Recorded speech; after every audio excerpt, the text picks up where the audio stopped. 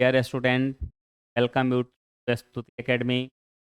And today we are going to start the first topic of solid state, that is closed pack arrangement solid. How atoms and molecules or ions are arranged in solid in different types of arrangement pattern.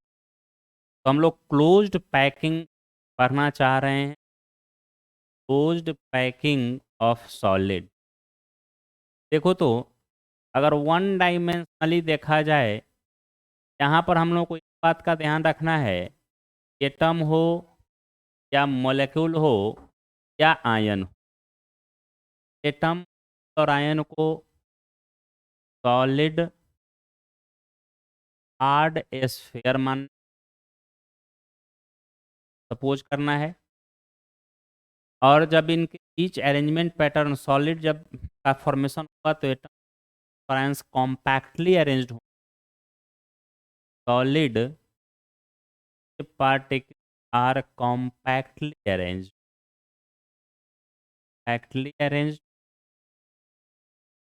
that होना चाहिए।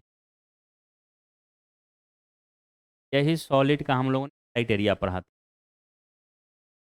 तो अब arrangement पहले हम लोग one dimension करेंगे, dimension problem नहीं, पास board है जो 2 डायमेंशनल है। लेकिन जब 3 डायमेंशनल अरेंजमेंट करेंगे तो वहाँ पर आपको थोड़ा सा ही होगा। और 3 डायमेंशनल प्रिंटिंग हैं उसको बार 2 बार 3 बार मैं उस तरह का जो जस्ट प्रतिशत में try to do my best. One dimensional arrangement pattern से 2 डायमेंशनल बहुत आसान है। जब 2 डायमेंशनल अरेंजमेंट पैटर्न में जाए, यहाँ पर थोड़ा सा,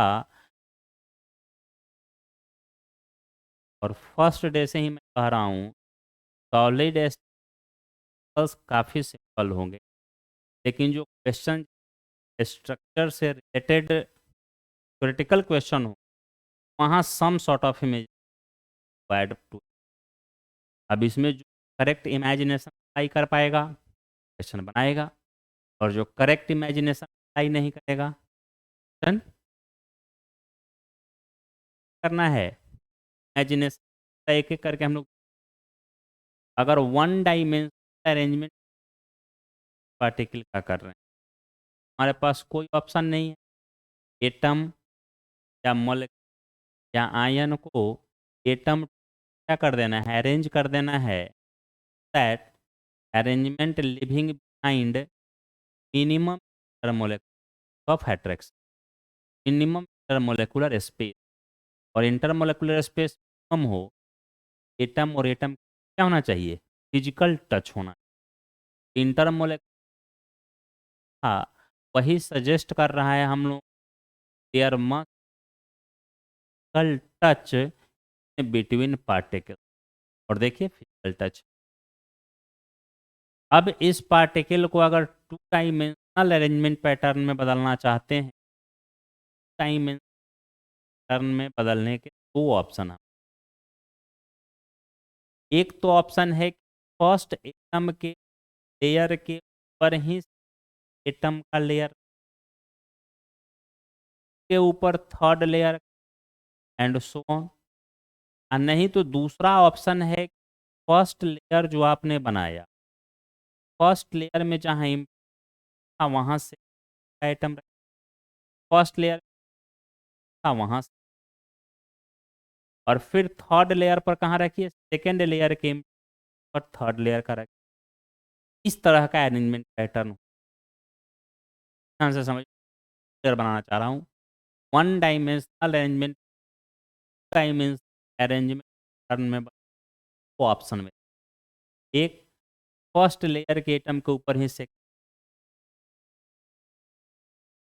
फिर उसके ऊपर थर्ड लेयर।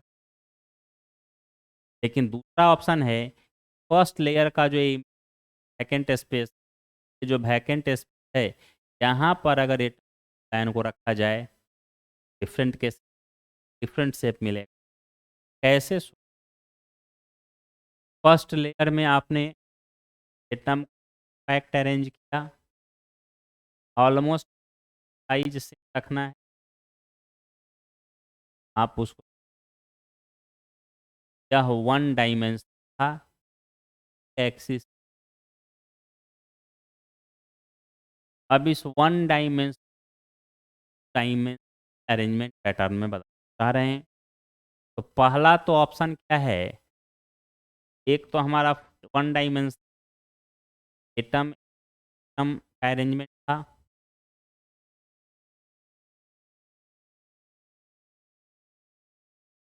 अब यहाँ से दो ऑप्शन है। क्या, एटम के जस्ट सेकेंड लेयर का एटम फर्स्ट लेयर जस्ट ऊपर रहे, सेकेंड थर्ड लेयर का एटम सेकेंड लेयर के एटम पर रखे,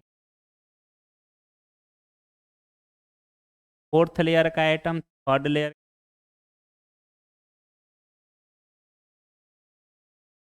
तरह का अरेंजमेंट। दूसरा ऑप्शन है कि एटम फर्स्ट लेयर का एटम जो हमने अरेंज किया, तो जस्ट सेकेंड लेयर का एटम फर्स्ट लेयर पर न रख कर उसके ग्रुप पर, यानी जहां एम्प्टी स्पेस है वहां से लेयर का एटम रख, थर्ड लेयर का एटम सेकेंड लेयर के ग्रुप पर एम्प्टी,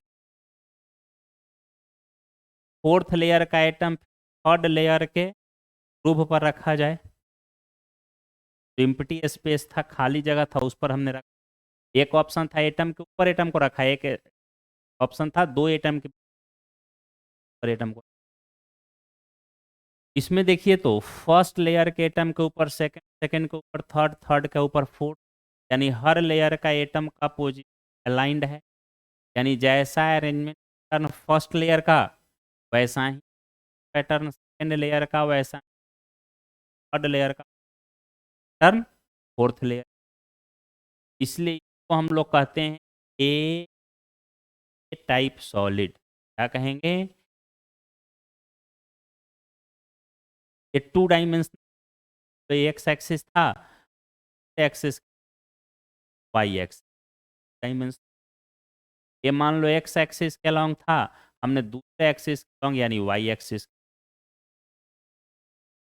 अब इसमें देखिए तो फर्स्ट लेयर के एटम के ऊपर सेकेंड लेयर का एटम है क्या, लेकिन थर्ड लेयर का एटम जस्ट फर्स्ट लेयर के जस्ट ऊपर आ रहा है। फिर देखिए सेकेंड लेयर के एटम के थर्ड नहीं, सेकेंड के नीचे थर्ड नहीं मैच, थर्ड मैच नहीं, सेकेंड के नीचे थर्ड मैच, लेकिन सेकेंड लेयर के एटम का सेंटर फोर्थ लेयर से मैच कर रहा है, सेकेंड लेयर का किस कर रहा है, फोर्थ से।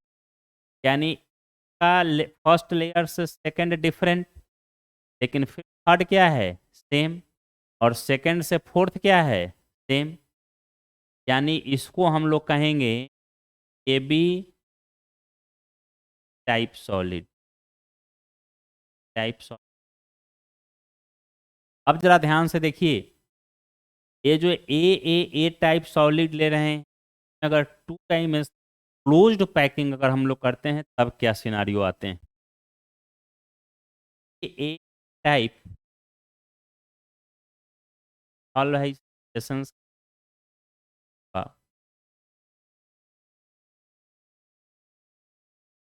टाइप सॉलिड है, और एक हमने बनाया था क्या,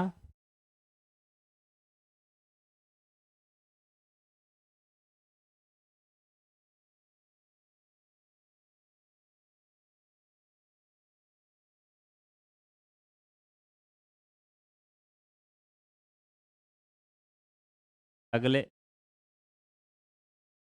ऐसे। अब ए टाइप सॉलिड में जरा ध्यान से आप देखिए, और बी टाइप सॉलिड को, यहाँ एक एटम अपने अगल बगल के सराउंडिंग से टच्ड है, चार एटम, वन फोर, चारों एटम जो सराउंडिंग में सेंटर के बीच इमेजिनरी लाइन ड्रॉ कीजिए, के सेंटर को के सेंटर और इसके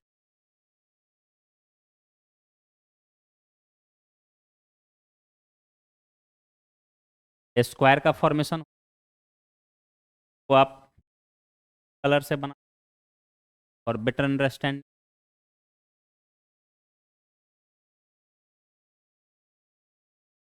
स्क्वायर का अरेंजमेंट हो रहा है डायमेंशन स्क्वायर पैक कहें क्या कहेंगे डायमेंशन स्क्वायर क्लोज। अब ए बी टाइप को जरा ध्यान से देख इसमें एक एटम अपने अगल बगल कितने एटम से सराउंडेड है 1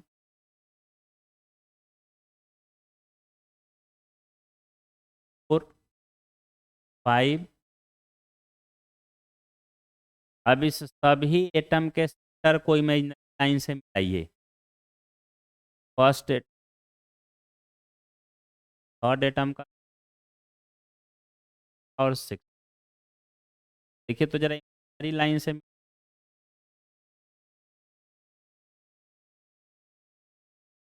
हेक्सागोन के जैसा आ रहा है थोड़ा सा देखिए कहीं पर क्या है आप परफेक्ट नहीं लेकिन हेक्सागोनल अपीयर कर रहा है हर एटम के सेंटर आ रहे हैं तो कैसा लग रहा है हेक्सागोनल कहते हैं हेक्सागोन पैक हेक्सागोनल पैक है। अब थर्ड लेयर का कंपैरिजन कीजिए अब यहाँ पर इमेजिनेशन अब वहाँ काम नहीं करेगा तो अब इस हर एटम के ऊपर थर्ड लेयर में भी एटम का डायमेंशनल यही है स्क्वायर पैक आपका बदल जाता है बल क्यूब और यह एच बदल जाता है हेक्सागोनल क्यूबिक पैक तरह का इसका स्ट्रक्चर आएगा एक लेयर दूसरा लेयर और सभी लेयर एक दूसरे क्या होंगे अटैच्ड होंगे है इस तरह का स्ट्रक्चर आपको मिलेगा। अब इसमें देखिए जो अब इस एटम के ऊपर जब थर्ड एटम को रखेंगे यहाँ जो वैकेंट है इसके ऊपर भी एटम रख दें और नीचे भी एटम रख दें तो वह क्लोज्ड एम्प्टी स्पेस होगा। यहीं पर जो मान लो एम्प्टी स्पेस है इस पर भी हम एटम रख दिया अगल बगल में नीचे भी रख दिया तो ये चारों तरफ क्या हो जाएगा सराउंडेड। एटम के अंदर का वह empty space three dimensional space जो चारों तरफ से सराउंडेड हो उसी को हम लोग कहते हैं वॉइड। क्या कहते हैं वॉइड। देखिए तो जरा वॉइड क्या होगा आपका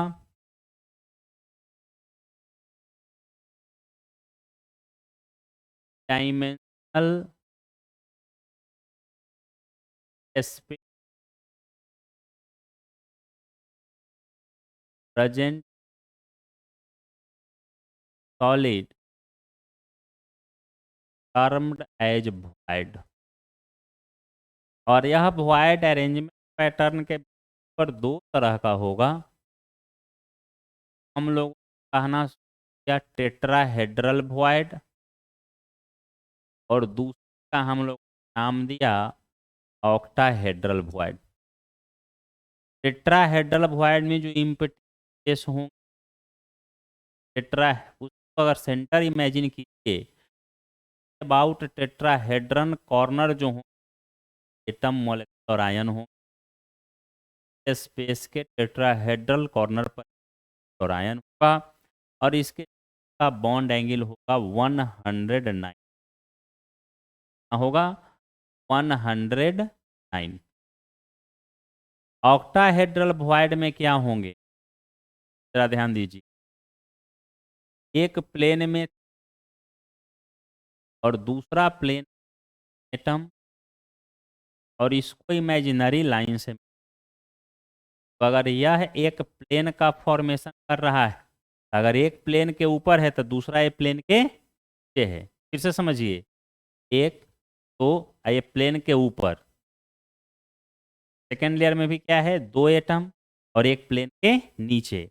तब नीचे वाले को तो हम लोग डॉट डॉट डॉट से दिखा सकते हैं। इसी ऑक्टाहेड्रन को दिखाने का बेस्ट मेथड क्या है, ऐसे हम लोग दिखाते हैं। एक प्लेन में तो आपके 4 नज़र आ रहे हैं और एक प्लेन के ऊपर है और एक प्लेन के नीचे है। ऑक्टाहेड्रन का फिगर हम लोग ऐसा बनाते हैं, कॉर्नर पर 4 एटम, एक प्लेन के ऊपर और एक प्लेन के नीचे। प्लेन के ऊपर वाले को सॉलिड लाइन से और प्लेन के नीचे वाले को डॉटेड लाइन से दिख।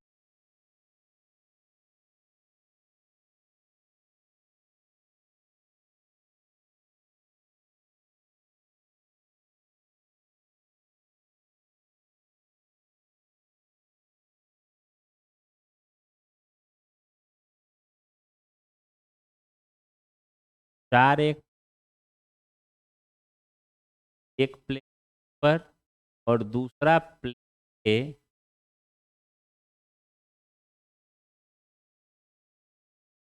कॉर्नर पर तो एक है ही। अब इसको जब इमेजिनरी लाइन से मिलाएंगे, यही टेट्राहेड्रन होता है। अब इसको अगर इस दोनों मिला रहे हैं तो इससे भी मिलाना होगा, इससे भी मिलाना, आइटम से मिलाए हैं तो वैसे ही इससे मिलेगा और इससे भी। इमेजिन कीजिए, एक आप बुक लीजिए और उस सेंटर पर ऊपर एटम है, उसको चारों कॉर्नर से फिर नीचे कोई एटम है, उसको चारों कॉर्नर से तो अगर इस दोनों कॉर्नर से मिलाए हैं तो इस कॉर्नर से भी तो मिलाना था ना। तो अगर इस कॉर्नर से मिलाए, इस कॉर्नर से मिलाए, तो इसको इस कॉर्नर से भी मिलाना था और इस कॉर्नर से भी। This will be tetrahedron, typical tetrahedron. और यहाँ के बॉन्ड एंगल क्या होंगे, 90 degree with respect to corner and 180 degree to axial. चारों के बीच क्या होगा, 90 डिग्री का एंगल होगा। और जो प्लेन के ऊपर है उसका सबके साथ कितना, 90। और जो प्लेन के नीचे है उसका भी सबके साथ क्या, 90। लेकिन जो एक प्लेन के ऊपर और एक प्लेन के नीचे है उसका आपस में बॉन्ड एंगल कितना होगा, 180 डिग्री। यानी 2 टाइप्स ऑफ बॉन्ड एंगल। अब देखिए, अगर वॉइड को आपने अरेंज किया, डायमेंशनल वॉइड को, तो इसमें 2 और बात का आपको ध्यान, कि जैसे ही आप एटम को अरेंज कर रहे हैं, मान लीजिए कि आपने फर्स्ट लेयर में atom,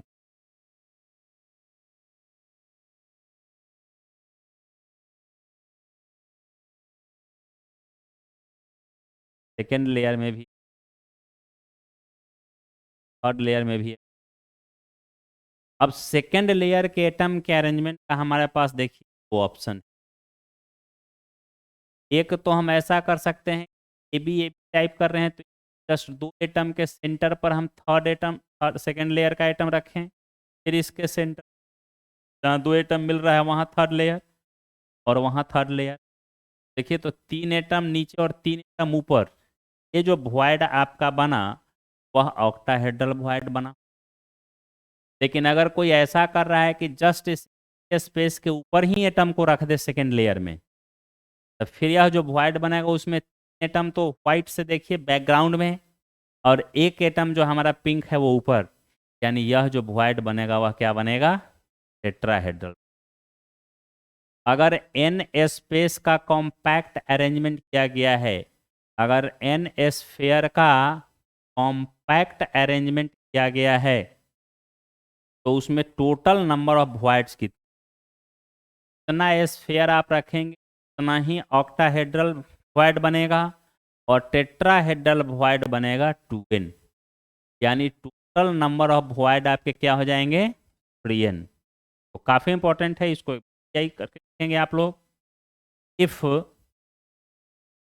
N sphere arranged compactly,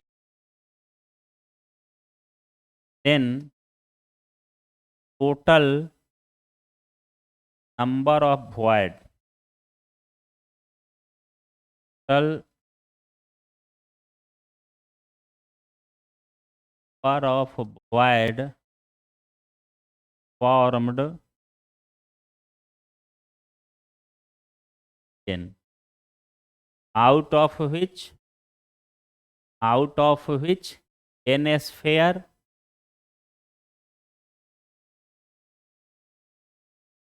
n void, और इसी में मैं लिख रहा हूँ कि out of which n tetrahedral void, n octahedral। अब देखिए क्वेश्चन इस पर फॉर्मूला बेस्ड कैसे आए। हर कम्पिटिटिव एग्जाम में आईआईटी के 5-7 शिफ्ट का क्वेश्चन था। सॉलिड स्टेट में दो ही पोर्शन आपके कल आए हैं अभी तक।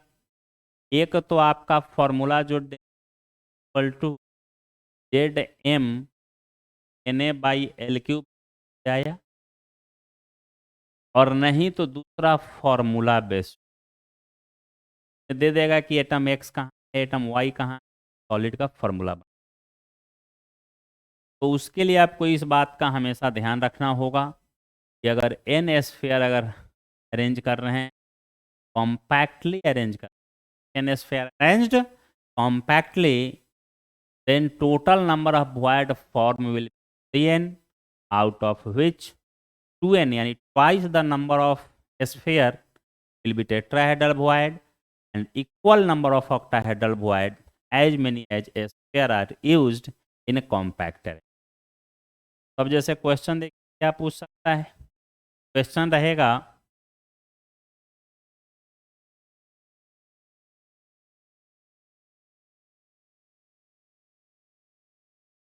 a solid made of atom x and y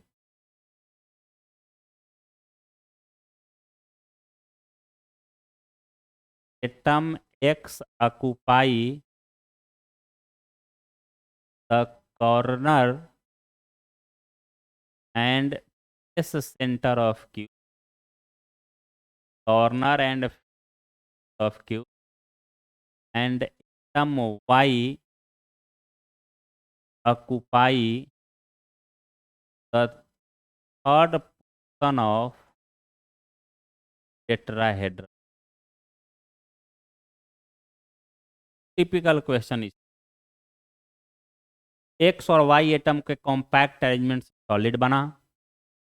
मैं कह रहा है कि क्यूब है क्यूब के फेस सेंटर्ड पर और फ्यूज क्यूब के कॉर्नर पर एक्स एटम को रख। एक्स एटम कहाँ कहाँ रखे गए, एटम एक्स रखे गए फेस सेंटर पर और कॉर्नर, और एटम वाई जो है वह कहाँ रखा गया, third portion of tetrahedral void पर वाई रहा। अगर कॉर्नर ऑफ क्यूब अगर हम लेंगे, कॉर्नर ऑफ क्यूब कितना होता है 8, लेकिन हर कॉर्नर ऑफ क्यूब पर रखा गया एक्स एटम किसी खास क्यूब पे कितना होगा 1/8 होगा 1/8। तो total number of x atom corner पर तो 1 हो गए। हर फेस के सेंटर पर भी आप एटम एक्स को रख रहे हैं, सेंटर ऑफ फेस पर भी आप किसको रख रहे हैं, एक्स को रख रहे हैं। तो सेंटर ऑफ फेस कितने आपके फेस 6 हैं, हर फेस के सेंटर पर एक्स को रखना है, और फेस के सेंटर पर रखा गया एटम 2 क्यूब के लिए कॉमन होता है। तो एक क्यूब का कितना उसमें कंट्रीब्यूशन होगा, या एक क्यूब में एटम का कितना कंट्रीब्यूशन होगा, तो हाफ 1/2 मतलब 3, यानी टोटल 4 एटम आपके।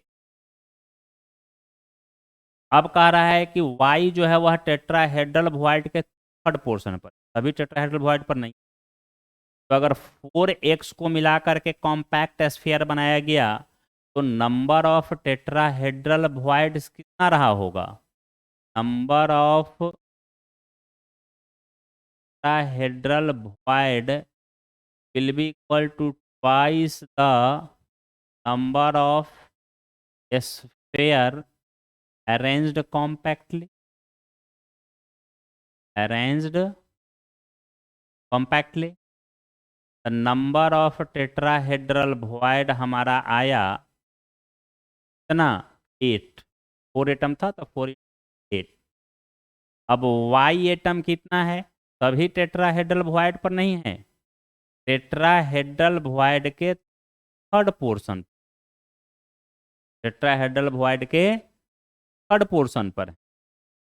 यानी जिस समय x4 है, y आपका कितना है 16/3। फॉर्मूला देखिए, x4 और y कितना है 3, 3 से मल्टीप्लाई कर दीजिए, यानी x 12 एंड y 48, यानी कि x y x y 4। Clear? तो फॉर्मूला हम लोगों ने आसानी से डिसाइड किया। यही कहता है कि y जो है वह टेट्राहेड्रल वॉइड पर ना है, ऑक्टाहेड्रल वॉइड के हाफ पोर्शन पर है, या सभी ऑक्टाहेड्रल वॉइड ऑक्युपाइड हैं y से, या सभी टेट्राहेड्रल वॉइड ऑक्युपाई हैं y से। तभी हम लोग थर्ड ऑफ टेट्राहेड्रल वॉइड था। अगर होल टेट्राहेड्रल वॉइड रहता है कि ऑक्युपाइड बाई y, तो भी हम लोग फार्मूला नहीं। जैसे question what is formula of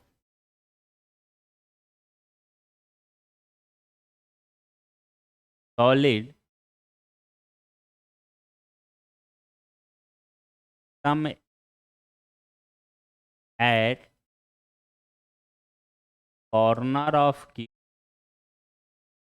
and at the body center, at the body center, and B and atom B at all octahedral void। All they दिया, ऑल देगा और 2/3 देगा, 1/3 देगा, कुछ भी दे सकता है।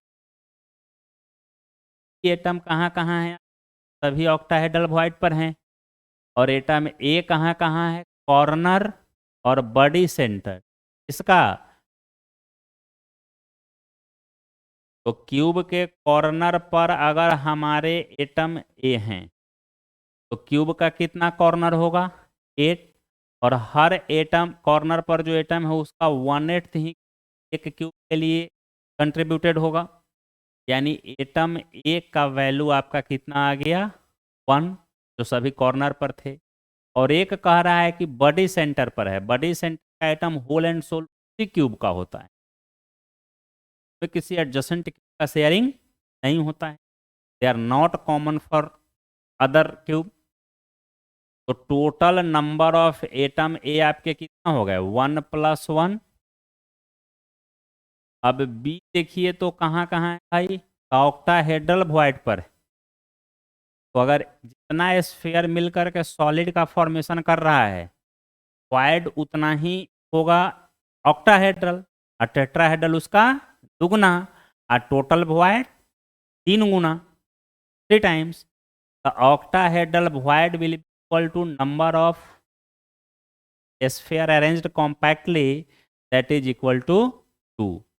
फॉर्मूला सॉलिड का क्या हो गया A2B2, यानी यहीं पर आता कि ऑल ऑक्टाहेड्रल वॉइड नहीं रह के रहता half of octahedral void. B का वैल्यू कितना हो जाता आपका 1 हो जाता। तो फिर फॉर्मूला आप क्या लिखते A2 1 लिखते। अगर यहीं पर आता कि ऑल ऑक्टाहेड्रल वॉइड ना रह करके ऑल वॉइड सिर्फ रहता, all void is occupied by B, तो अगर एटम ए है तो वॉइड कितने बनते, टोटल वॉइड 3 गुना 3, तो ए रहता 2, तो बी हो जाता क्या 3। फॉर्मूला आपका क्या हो जाता 2। फिर से समझिए, अगर B at all octahedral void तो formula A B, half of octahedral void तो A2B, और रहता कि एट ऑल वॉइड ना ऑक्टाहेड्रल ना टेट्राहेड्रल, तो फॉर्मूला क्या हो जाता A2।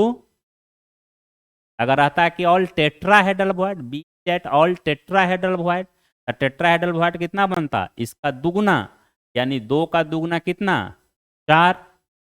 ठीक है, तो फॉर्मूला क्या हो जाता, A2B4 मतलब। तो इस तरह का क्वेश्चन आपके एनसीईआरटी में दिया है, 3 4 5 क्वेश्चन दिए, तो आप लोग बनाएंगे। उसमें कहीं कोई अगर कन्फ्यूजन होगा तो आप डिस्कस कर सकते हैं। First portion related to the structure of solid हम लोग का आज कंप्लीट हुआ।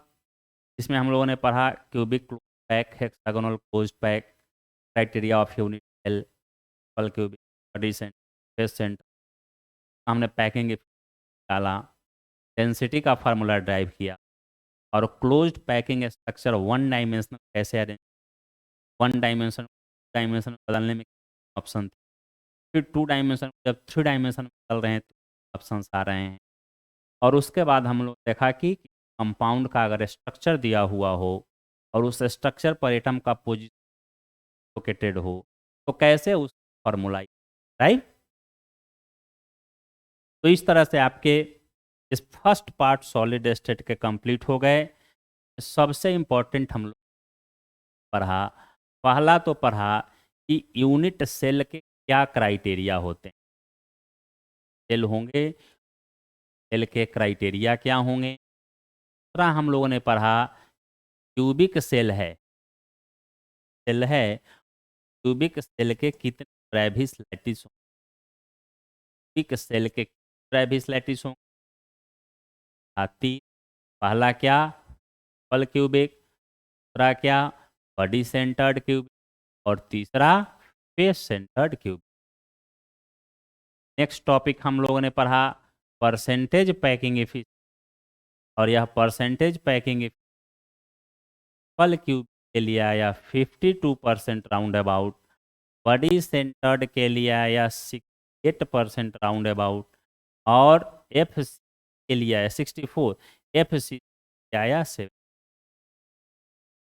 और इस पैकिंग इफिशिएंसी का फॉर्मूला क्या था, volume occupied by sphere divided by volume of unit cell 100 was the formula of percentage packing.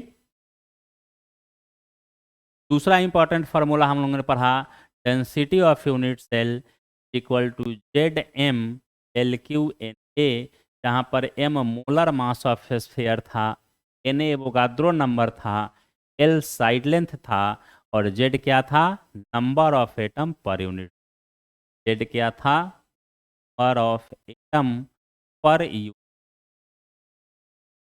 और तीसरा बड़ा इंपॉर्टेंट चीज हम पढ़ा कि अगर n स्फीयर को कॉम्पैक्टली अरेंज कर रहे हैं, if n sphere arranged compactly, n sphere arranged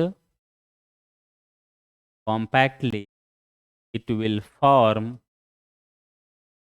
free n void, void जो 3 डायमेंशन स्पेस है 3 गुना होगा, में से n होंगे टेट्राहेड्रल void और n होंगे डायहेड्रल, n होंगे डायहेड्रल void और n होगा डायहेड्रल void, 2n + n। तो अभी तक सॉलिड स्टेट के एक पोर्शन को हम लोगों ने पढ़ा। अब अगले क्लास में हम लोग पढ़ेंगे इम्परफेक्ट सॉलिड। सॉलिड में जो हम लोग उम्मीद करते हैं, जो एक्सपेक्टेशन होता है, इन रियल वैसे स्ट्रक्चर सॉलिड से नहीं है। क्लास में उसको पढ़ेंगे। एक बार आप लोग इसको रिवाइज करके तो आप बनाएंगे। अगर कहीं डिफिकल्टी होगी खुद ब खुद आपका दूर हो जाएगा जब नेक्स्ट क्लास में हम लोग कुछ क्वेश्चन, ओके।